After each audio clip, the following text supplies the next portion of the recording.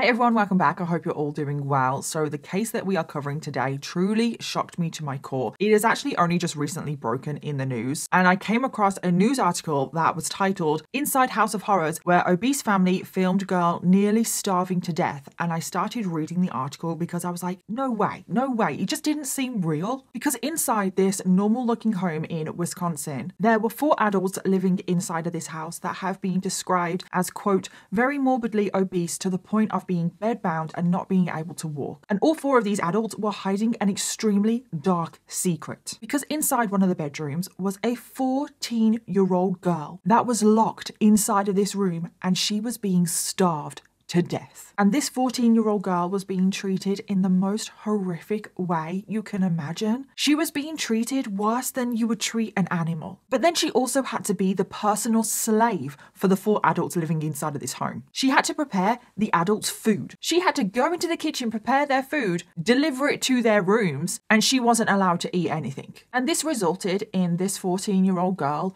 only weighing 35 pounds, which is the average weight of a 4-year-old child. And she's 14. It is just absolutely insane. She was literally on the verge of death. And that is the case that we are going to be talking about today. So let's jump in. And I just want to give a huge thank you to today's sponsor, and that is June's Journey. And if you guys haven't started playing June's Journey yet, you need to go and do it right now, because it is the perfect game to relax with on these cold winter nights. This game really helps distract my brain after a long day of researching true crime. And I have been playing this game for so long now. It is the perfect game for anybody that loves a good crime mystery. So I assume that is all of you, because why else are you here? There are just so many secrets to uncover in the game. You put on your little detective hat, and the game is packed full of drama. And look at how beautiful the design is of the game, and you get to find all of the hidden objects in the scene, and I can just get lost in this game. And I always like to challenge myself on finding all of the items without zooming in. But this is so exciting because June's Journey have partnered with Wicked to make the game even more exciting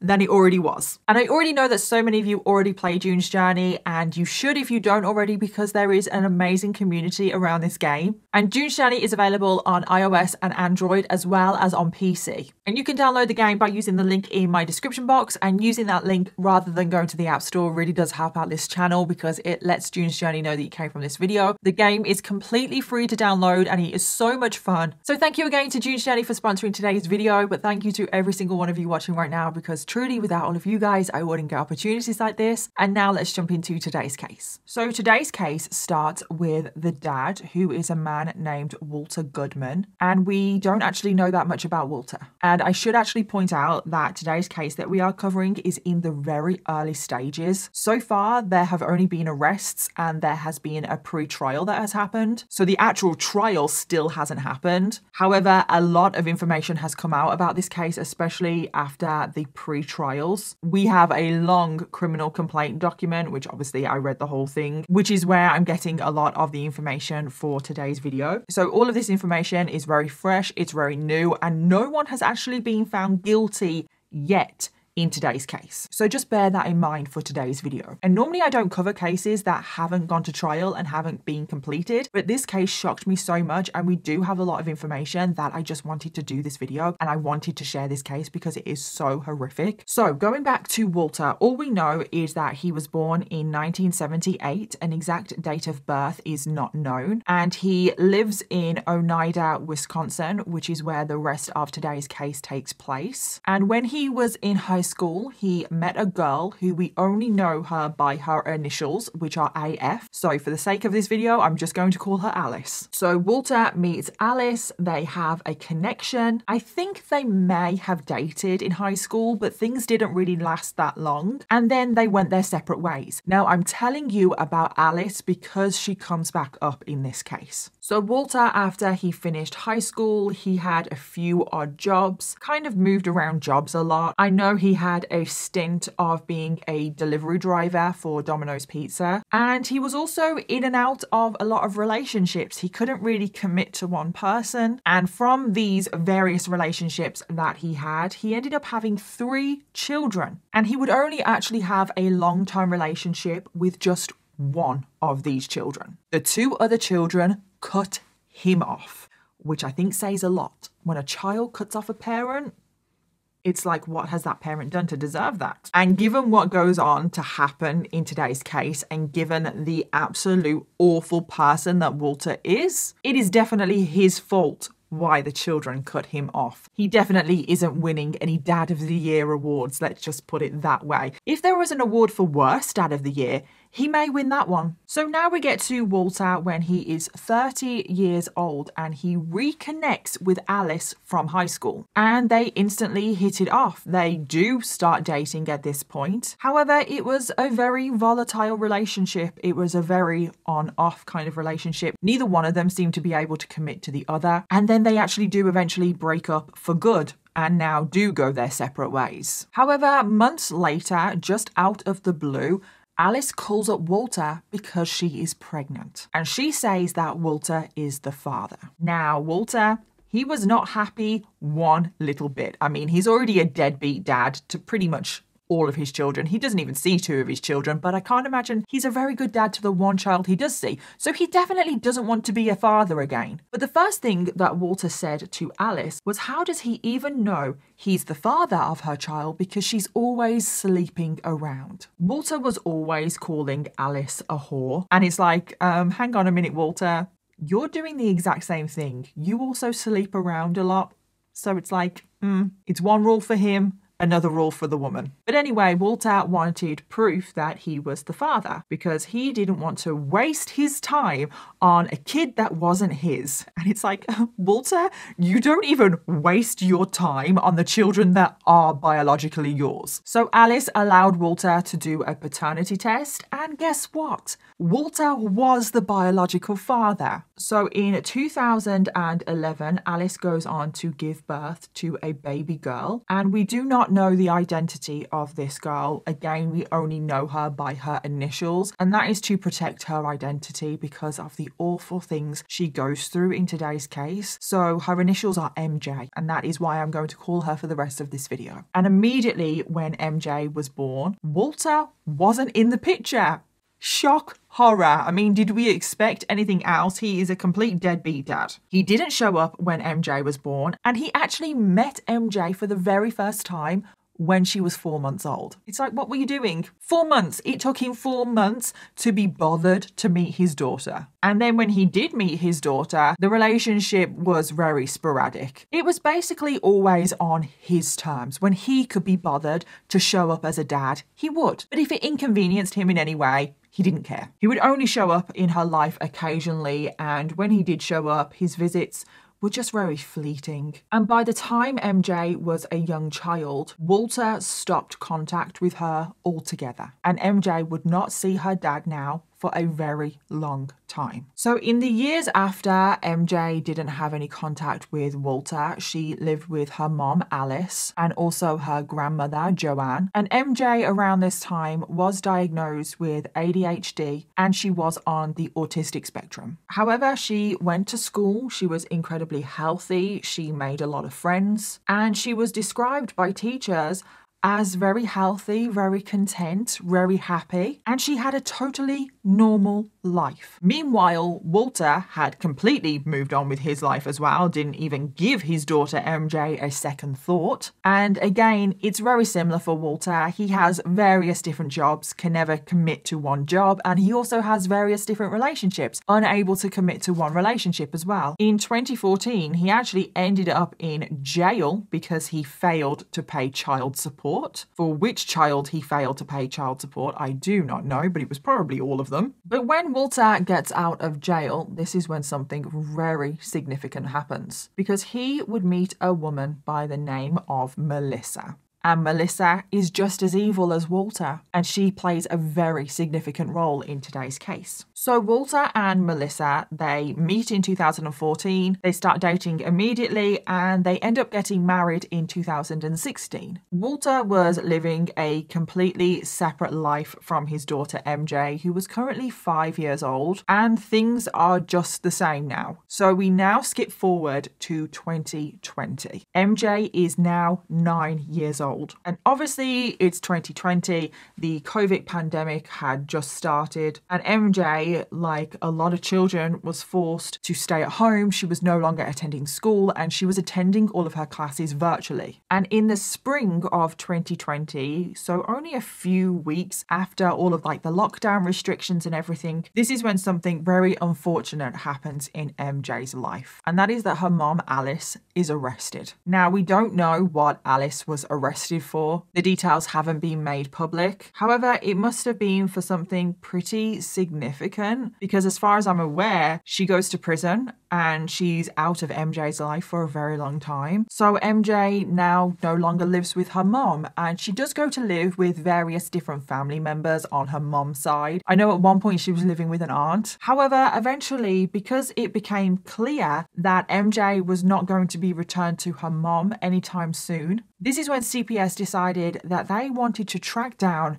MJ's father. So of course this led back to Walter. CPS explained the situation that MJ needed somewhere to live, and would Walter be open for his 9-year-old daughter to come and live with him? Now obviously Walter has basically not had anything to do with his daughter for her whole life, and she's 9 years old at this point. He's a deadbeat dad, he doesn't pay child support, he has 3 other children as well as MJ that he basically has nothing to do with. So you would think that his answer to CPS would be no. No, I don't want my daughter to live with me, especially if she's got somewhere else to go, like various different family members on her mom's side. However, what is just so shocking is that Walter said yes. And I'm like, why? Why? That is the worst decision for MJ, as we will go on to find out. And that one decision changes everything in today's case, because now the nightmare for MJ begins. Because MJ now goes to live with her new family, and inside of this home there are 4 adults living there. Now of course we already know about Walter. At this point he's currently 42 years old and he's not in the best health. Currently he didn't have a job because of his health, and he spent most of his time at home, and he has been described in articles as being very overweight to the point of being morbidly obese. He also had liver disease due to his health, and he was currently on a wait list for a transplant. Also living in this house was his wife Melissa. She is 3 years older than Walter, and she also is in very bad health. Melissa as well has been described as morbidly obese to the point where she was bedbound, and she struggled to get out of bed, she struggled to move around the house, and she also didn't have a job, and she rarely left the house because of her weight. Also in this house was Savannah. She was currently in her 20s, and Savannah is Melissa's daughter. She was in a very similar situation to her mother, was described as being very morbidly obese. Again, she was bedbound because of her weight, she couldn't really move around. She also didn't have a job, and she also rarely left the house. Melissa also did have another younger child living in this house who was 10 years old, and we don't know the identity of this little boy because obviously he's a child. To protect his identity, we only know him by his initials NM. So for the sake of this case, I'm just going to call him Boy N so it just doesn't get too confusing. And Boy N was also in very bad health. At this point in his childhood, he was actually diagnosed with cancer, which is just absolutely horrific for a child to go through, especially so young. And he was currently receiving treatment for his cancer. And you're probably wondering how this family even afford to live, because so far I've only told you about 3 of the adults, but none of them have a job. Well, Walter and Melissa were getting social security. They were also getting extra benefits for Boy N's cancer treatment, and they also had food stamps. So finally, we now need to talk about the 4th adult that lives inside of this house, which is Savannah's girlfriend, Kayla. Now, Kayla was also in her 20s, and she's actually the only one in the whole house that has a job. She worked in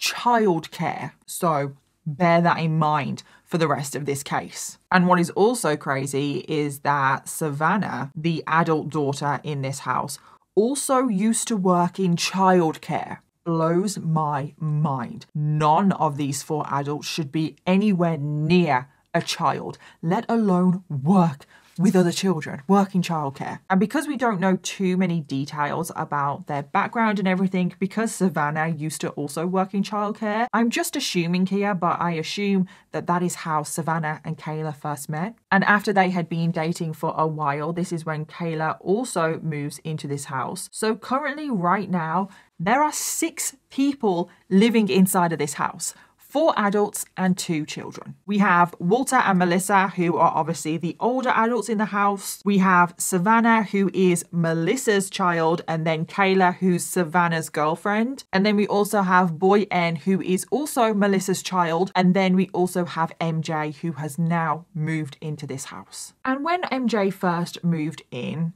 it seems like everything was okay. There were 4 bedrooms inside of this home. Walter and Melissa shared a bedroom. Kayla and Savannah shared a bedroom. Boy N had his own bedroom. And then MJ also had her own bedroom. And we are still right in the middle of the COVID pandemic. So again, MJ is not attending school. All of her classes are virtual. MJ's new family also stayed in contact with her mother's side of the family, like giving them regular updates on MJ. There was regular contact in the beginning. MJ's grandmother would always ask for updates on how her granddaughter was doing. However, again, because we are in the COVID pandemic, nobody could actually visit MJ. MJ wasn't allowed to go and see her mom's family. She was confined to the house and she was only allowed to socialize with the people that she lived with. And it was approximately a year after living with her new family that things for MJ turned very dark. Because around this time, this is when the dad, Walter, began to experience various different issues with MJ's behavior. Now, I just want to stress right now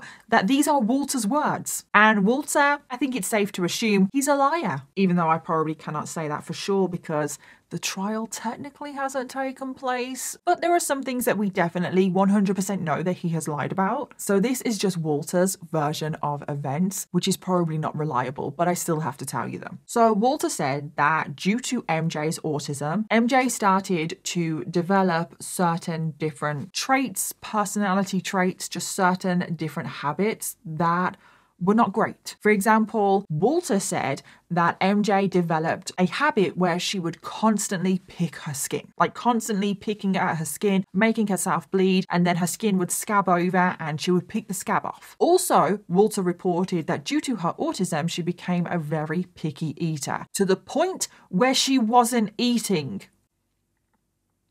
BS, total BS, in my opinion. He also said that MJ had an inability to sleep. Apparently, she would stay awake for days at a time. So that is what Walter has said. He said that all of these different traits and habits only started to develop about a year after MJ started living with him.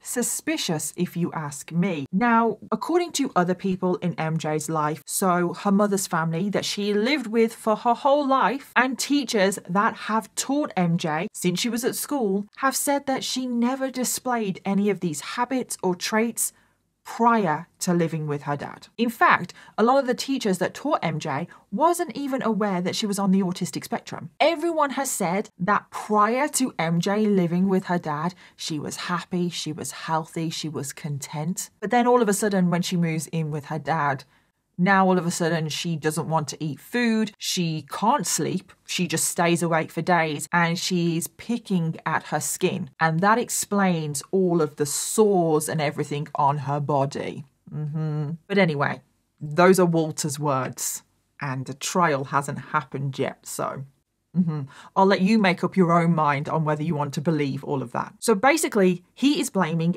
everything on the fact that MJ is on the autistic spectrum. And he was basically using this as an excuse and as a reason why he started treating her very badly, which just blows my mind. It's like, even if all of this is true, why is this an excuse to now start treating her badly? So how did this bad treatment initially start? So it started with confining MJ in her bedroom. She was locked in her bedroom all of the time. Walter installed a bolt lock on the door that was on the outside of the door. So the door could only be locked and unlocked from the outside. MJ, because of this, she was locked in her room, unable to escape, and she was now essentially being held as a prisoner in her own bedroom. So now that MJ is basically permanently in her bedroom, permanently a prisoner of her own room, this is when the slow and steady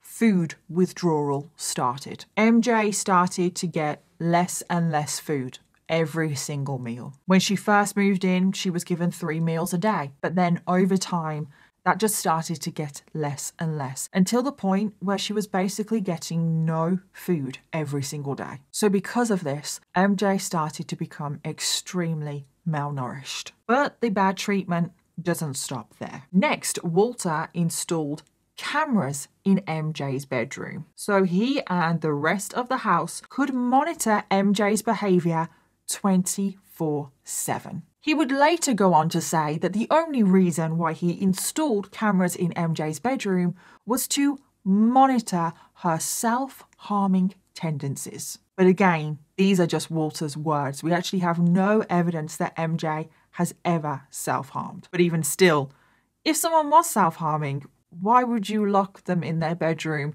24/7, basically give them no food, and install cameras and watch them 24/7 like a sick Big Brother experiment? But it wasn't just Walter watching MJ 24/7. Oh no. It was the whole goddamn household. They were all in on it. And I assume that the cameras they installed were like some kind of ring cameras, because Walter would get a notification on his phone every single time MJ moved in that room. And the camera would literally follow MJ's movements around her room, tracking everything. And Walter and the rest of the family, they would be monitoring MJ's behavior 24/7 on these cameras. And if MJ ever did anything that one of the family members didn't like, they would talk to her through the camera. They would say, stop doing this, do this instead, don't do that. They were literally policing her in her own bedroom. And I just want to point out that there's also nothing in this bedroom. There is nothing for her to do. So it's like, what is she supposed to do? Walter and his wife Melissa would actually take shifts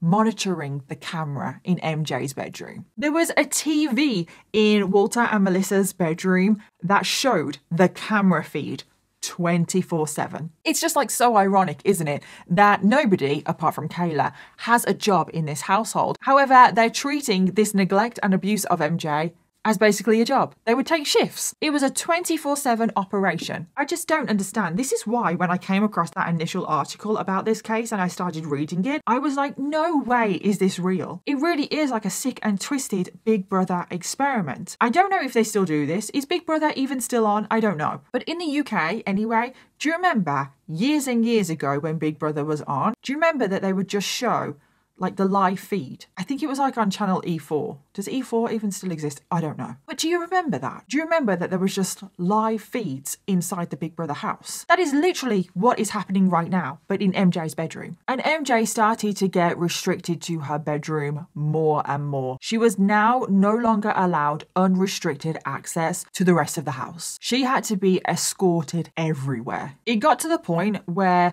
she was just in her bedroom all of the time and she was only allowed to use the bathroom. But even when she used the bathroom, she had to be escorted by a member of the family and monitored when she was using the bathroom. One family member had to be watching her at all times, even when she was using the toilet. And eventually the whole family got really fed up of having to do this. They couldn't be bothered. They didn't want to always have to let MJ out of her room. It was just too much hassle taking her to the bathroom. So MJ was now truly locked in her room. She was barely even allowed to the bathroom. So her hygiene really started to suffer. I mean, it would, wouldn't it? She has no access to a shower or a bath, and she's barely allowed access to a toilet, which meant that MJ had to urinate on herself all of the time. By this point as well, which should come as no shocker, but it's just really sad, MJ was no longer allowed to leave the house. Even when she was escorted to the bathroom or to another room in the house, she actually wasn't allowed out of the house. The last time she ever stepped foot outside of that home was when she was 10 years old. She would not be seen outside for years and years. She would end up missing out on some of the most significant years for her development, which was her early teenage years. For her early teenage years, she's literally a prisoner in her own bedroom, but in this home. And as you can probably guess, MJ was also quickly pulled out of school. So obviously she's actually not attending school at the beginning because obviously it's the COVID pandemic, but she was still attending classes virtually. Well, that all stopped. And obviously she was now homeschooled. So even when restrictions were lifted, she was homeschooled. Homeschooled, I should say. She was never homeschooled, but nobody knew why she was pulled out of school. MJ was also not allowed to visit the doctors, even if there was something wrong with her. Her last appointment with her doctor was when she was just 9 years old. So because of this, her health also really started to suffer. So now that MJ was confined to this home, she had no access to the outside world. She wasn't going to school anymore. This is when the family began to treat her as basically their own personal slave. And how do we know all of this? How do we know about the treatment of MJ, especially because this case hasn't gone to trial yet? Well, there is one thing that you should know about this family, and that is that they were constantly texting one another. Because remember, both Melissa and Savannah are bedbound, so that is how they communicate with one another. Text message. Walter is also in extremely bad health. He does move around the home a little bit, but still barely anything. So again, that is how he is communicating with the family. So this family, they literally just text one another. Whilst they are lying there in bed, specifically Melissa and Savannah, they would just text one another, and that is how they would communicate. And these text messages have later been released to the public. So we have access to these text messages, so we know exactly what they were saying to one another. And it is in these text messages that would reveal exactly how the family were treating MJ. And something that just really makes my blood boil is that in these text messages, MJ would always be referred to as stupid. They never said her name. They always called her stupid. And that just really makes my blood boil. It's just another way that they are completely dehumanizing her. They're not even calling her name. And it's just so incredibly disrespectful, degrading. So when I am reading out some of the text messages between the family, whenever I say the word stupid, they are referring to MJ. In one conversation, you can see Melissa ask her young son, boy N, to escort MJ to the bathroom. And it's just absolutely horrible that they are dragging this young boy into everything as well. Melissa says, "Can you take stupid to the bathroom?" To which boy N replies, "Is she supposed to only pee?" Which again, I am so angry about. And Melissa replies to that and says she can do both, indicating that MJ is allowed to do whatever she needs to do in the toilet. And it's just absolutely crazy that MJ needs permission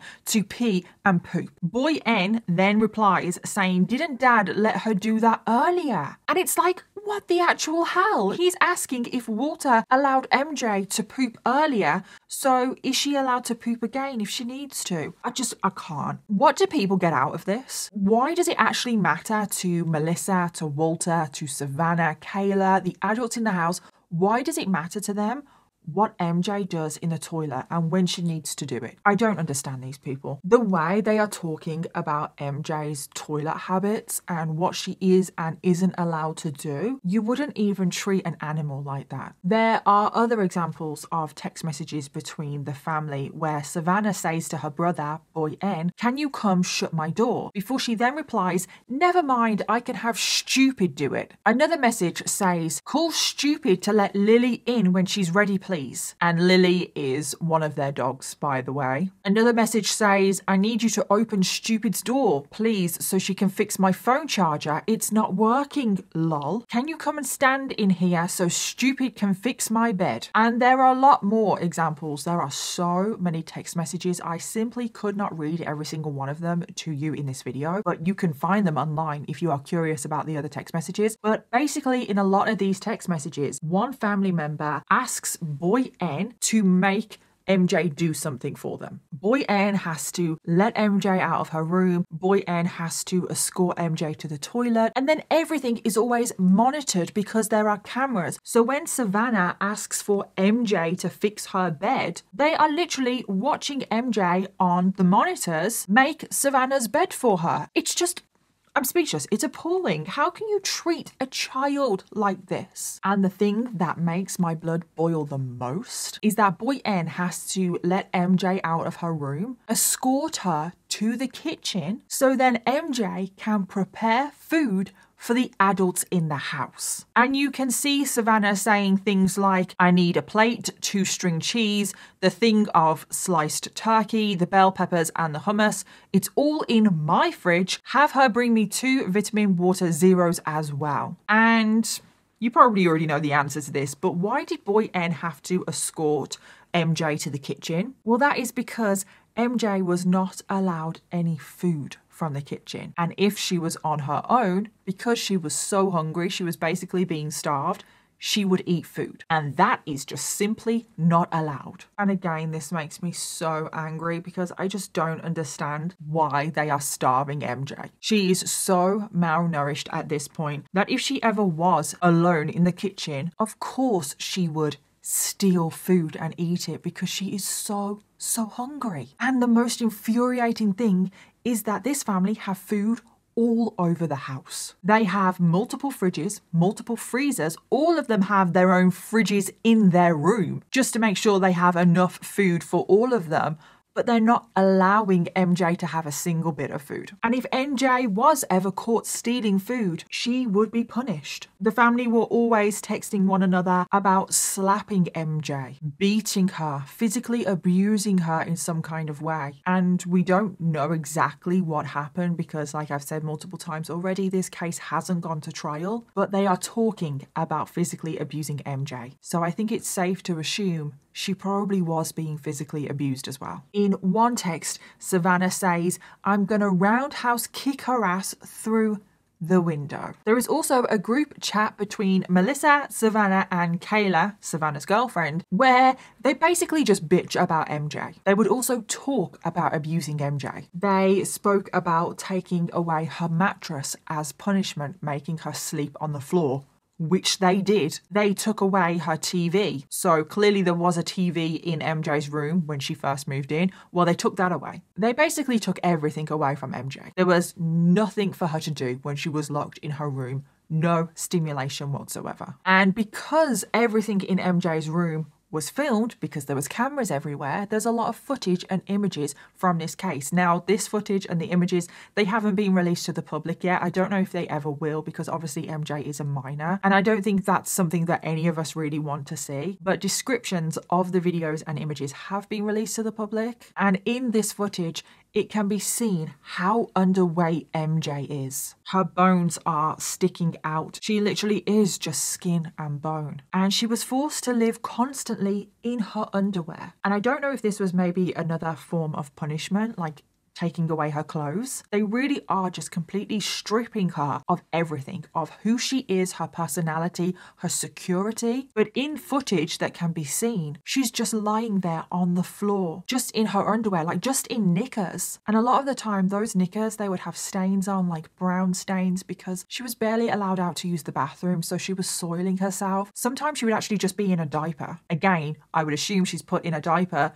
because she's not allowed to the bathroom. There were other times when these 3 women would allow the dogs into MJ's room so that the dogs could urinate on MJ. And it's just absolutely disgusting that they would watch this happen from their bedrooms, because remember, Melissa and Savannah are bedbound, so they were probably ordering either Kayla, Walter, but probably boy N to allow the dogs into MJ's room for them to do this. And they would just be lying in bed watching all of this for their own sick and twisted entertainment. And this treatment of MJ, the fact that they are using her as basically a personal slave, would go on now for years and years. In fact, it carries on from when she is aged 10 all the way up until she is aged 14. So for 4 long years, this is how MJ was treated in that house. For 4 whole years, she is a personal slave to this family, locked in her room for most of the time, barely given any food. And it's not like they live in the middle of nowhere. They don't live in the middle of the woods where they would be able to get away with this. They have neighbors. There is people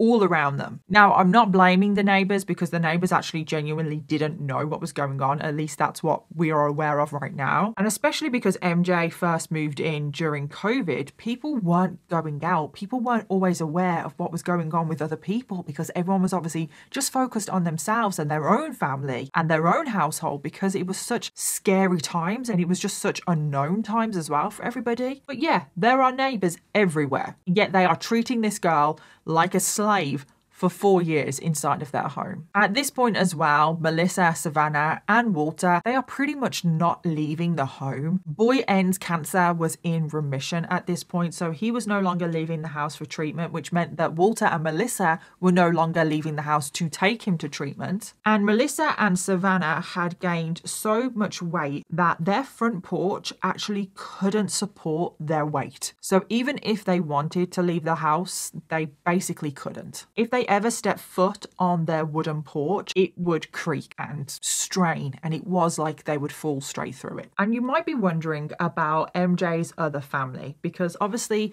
we know that her mom got arrested. We don't really know the situation with that. Like, did she even go to prison? Is she still in prison? We don't know what went on. But obviously MJ had a lot to do with her mom's family. So you might be thinking, so where are they? But we have to remember that all of this, especially in the beginning, it took place during the COVID pandemic. People weren't allowed to see anybody that wasn't in their household. It became very normalized to not socialize. And then once the COVID restrictions lifted, MJ's family from her mom's side, they did try and get in contact with MJ. They wanted to see her. But every single time they arranged to visit, Walter would just make up excuse after excuse. One of the excuses was that they were on vacation, which was obviously not true. Another excuse which was used all the time is that MJ was sick and she couldn't see anybody. And it was just one excuse after the other. And of course, Walter didn't want anyone to see MJ in the state that she was in because it was so obvious that she was being abused and neglected. And sadly, because of COVID, it almost became normalized for no one to have contact with MJ. And no one had any idea what MJ was actually going through. And we now get to the beginning of 2025.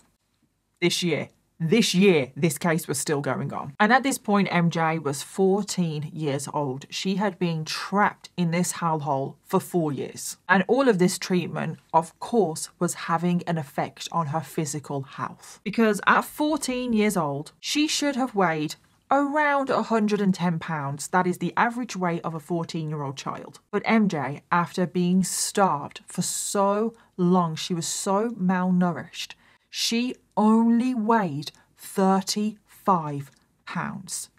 Let that sink in. She should weigh around 110.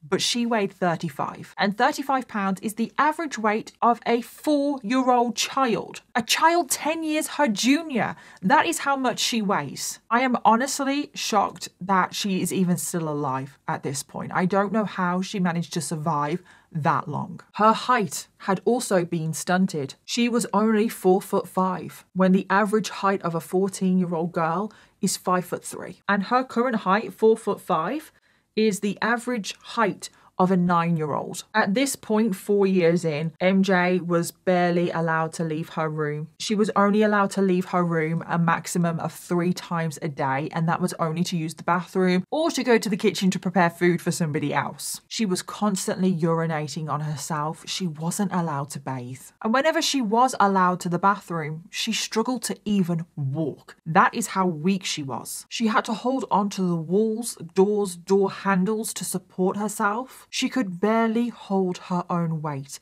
and she would have to take regular breaks just walking to the bathroom because she had no energy. She also had contractures all over her body, which is basically a permanent tightening of the muscles through lack of use. And that is because she literally was just left in her room all day, every day, and she would literally just lie on the floor. And because of this, it made it incredibly difficult to even walk. And of course, the family are still monitoring her with this surveillance and all of the cameras and everything. And the family took multiple screenshots of MJ in her bedroom. And again, I'm like, why? Just so you can look at again for your own entertainment. In one of the screenshots, it can be seen that MJ is literally just lying on the floor. And remember, that is because her mattress was taken away for punishment. And she can be seen lying flat on her back with her knees bent upwards, her back arched, her arms are straight down her side, her hands are on her thighs. It appears her hands are clenching her thighs. It sounds like she must be in massive distress. She is also only wearing a pink pair of underwear and orange socks. And this just gives you an indication of how this family were living. They lived their lives just constantly in this house. Pretty much all of them were in this house 24/7. And they just monitored MJ's behavior all of the time. They lived in this home with screens everywhere that just showed MJ in her bedroom. They were watching her in distress 24/7. They also sent text messages to one another where they expressed that it looked like MJ was dying. And again, I'm like, so why didn't you do anything? Why were you literally still just watching her? But then other messages expressed that they were worried that she was dying and they were worried for themselves, possibly going to jail. And I can't believe it. They are literally watching a child die in front of their eyes and they are worried about themselves. And this case hasn't gone to trial yet, which I've said multiple times, but I think their fears of going to jail are probably going to be true. And then in August of 2025, and I still am just so shocked that this was still going on in August of 2025. But in August of 2025, this is when things turn really, really, really bad for MJ. Her body was basically just giving up. She started having seizures all of the time. She was throwing up constantly. And this is finally the moment where everything in this case comes to a head. Because on the 21st of August 2025, a 911 call is made. And the 911 call is made by Walter. Walter, the deadbeat dad. And on this call, Walter says, hello, I've got a 14-year-old daughter here. She keeps being sick. She is throwing up. Walter also says that his daughter is just lying there in a comatose state, that she is just not with it, but her eyes are still open. So following this 911 call, emergency responders rush to the scene, and what they come across shocked them to their core because they see this small girl lying on the floor. Now, they initially thought that this girl was maybe between the ages of 6 and 8. No older than that because of how small she was. And they had never seen a child in such a bad state. And they are emergency responders. They see some pretty bad stuff. But the fact that these paramedics had never seen anything like this speaks volumes. And they check her vital signs. Her blood sugar was extremely low. She was extremely dehydrated. She was on the verge of multiple organ failure. She was literally on the verge of death from starvation. She was then airlifted to hospital and doctors did everything that they could to save this poor girl's life. Her heart rate was dropping. She was intubated. Her life was in a critical condition. And miraculously, they managed to save her. They put her on an IV. They got water, electrolytes, nutrients into her body, gave her a blood transfusion, and her vital signs started to improve. And I am really, really happy to say this because I don't get to say this a lot in these cases, but MJ survived. Thankfully, this poor little girl, after everything she has gone through, she didn't lose her life. But it's just so scary how close she came to losing her life. So after her life was saved, this is when doctors realized the conditions that this girl must have been living in for her to be in such a bad state. This wasn't a child that had missed a few meals here and there. This was somebody that had been starved over an extended period of time. I mean, her organs had literally just started to fail. This was the result of long-term child neglect. MJ was not only just underweight, she had multiple organ dysfunction, heart issues, lung failure, cardiac dysfunction, liver inflammation, pancreas inflammation, fractures of the spine, osteoporosis, i.e. brittle bones. She also had pressure sores from not moving, incredibly thin and dry skin, vitamin deficiency, nerve damage, blurry vision, dental dysfunction. She basically had zero fat stores in her entire body. On top of this, she also had bruises all over her body, and doctors feared that she possibly was also being physically abused, which obviously there is evidence that she was due to all of the messages that were being sent between the adults. But there were also warning signs that MJ may have also suffered sexual abuse as well. And we don't have any more information about that. But oh my God, my heart just truly breaks for how much that girl went through. It's just truly horrific. How could they do that to her? And so obviously the police were called, who they opened an investigation and they started interviewing the adults in the house. And they started with Walter because he is MJ's biological father. And like I have said multiple times, this case hasn't gone to trial. So we don't actually know if Walter is telling the truth or not. So I will just leave it up to all of you to make your own minds up. So Walter started off by saying when he took custody of his daughter, she started acting weird. He said that she always refused to eat, that she refused to drink, that she didn't sleep for days on end. And he blamed this all on her autism. Makes me so angry because, like I said, even if all of that is true, even if Walter is telling the truth, why wouldn't you take her to see a doctor? If she really is refusing to eat, you do something about it. You don't just say, oh, well, she's just got autism, that's what's to blame. You don't do that. Even though we all know that it's not her autism that's to blame, it's the fact that she was starved by the adults around her. But again, even if he is telling the truth, his argument is complete BS. You still do something about it. She is your child, your responsibility.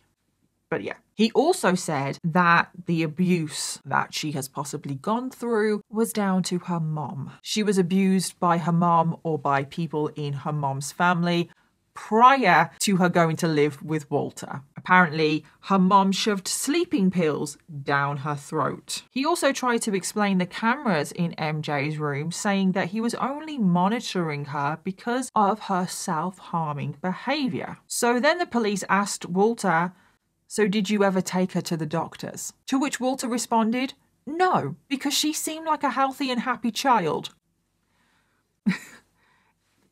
Does he hear himself? Does he truly hear the words coming out of his mouth? It just does not add up. On one hand, he is saying that she self-harms, that she's not eating or drinking, she's not sleeping, yet she's a happy and healthy child. It just doesn't add up. He also said that the last time MJ ever saw a doctor was a year prior, which again was not true. There is actual evidence that MJ hadn't seen a doctor in 6 years. So that is actual evidence. The police also asked Walter how long MJ has been underweight for, to which Walter said, oh, just a few days. He said that she had lost a lot of weight due to a mysterious illness. And this mysterious illness had, quote, caused her to drop weight like crazy.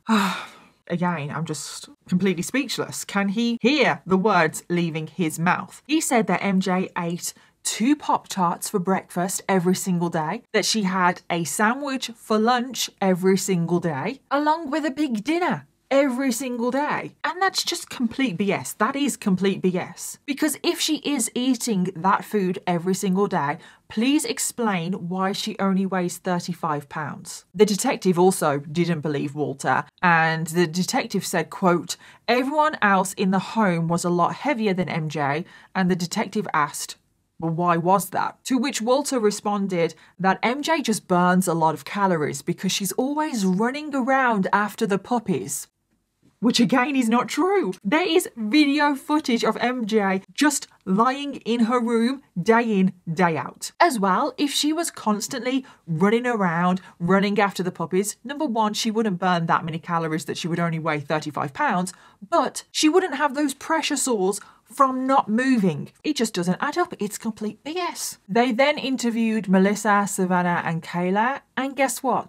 All of them had the exact same story, the exact same excuses, almost like it was rehearsed. But obviously the investigation, they kept on digging, and this is when they uncovered the mountain of digital evidence. Not only did they uncover all of the text messages between all of the adults where they were talking about the abuse of MJ, about using her as a personal slave, they also uncovered all of the video footage, all of the images of MJ in her room, and they realized that this was long-term systematic abuse. This wasn't just a child that had missed a few meals, that had this mysterious illness. So then, following the investigation, all 4 adults in that home were arrested. So that is Walter, Melissa, Savannah, and Kayla. And all of them were charged with multiple felony counts of chronic neglect of a child, which includes failure to provide the necessary care, failure to provide food, clothing, education, medical care, as well as causing great bodily harm to a child. And this was just a few weeks ago, in November of 2025. And this is when Walter Goodman was the first of the 4 adults to end up in court for the pre-trial hearing. And this is when the criminal complaint document got released to the public, revealing all of the horrific details of this case. And I obviously made sure to read the whole thing. And even though I typically wait for cases to be complete when I make a video, like I wait till there has been a trial, until somebody has been found guilty, I just couldn't wait with this case. There was just a lot of information that has been released very early on, which is rare for cases. Normally we only get the bulk of the information when the actual trial is happening, but this case is just so horrendous. I cannot believe what MJ was put through. I just felt like more people needed to know about this case right now, which is why I decided to make this video now. And when it comes to MJ's recovery, well, it has been just over 3 months now since she has been rescued. Well, obviously she was admitted for treatment. She was in a terrible state and the doctors had to slowly reintroduce food to her in a safe and healthy way. And it was soon realized that MJ doesn't have an eating disorder, which is what Walter kind of claimed. She actually loved food. She didn't struggle to eat food. She looked forward to eating food. Her eyes would literally light up when food was put in front of her. And tragically, MJ would give a very concerned look to the person that was putting the food in front of her. And MJ would say, "Oh, my dad doesn't like it when I eat too much."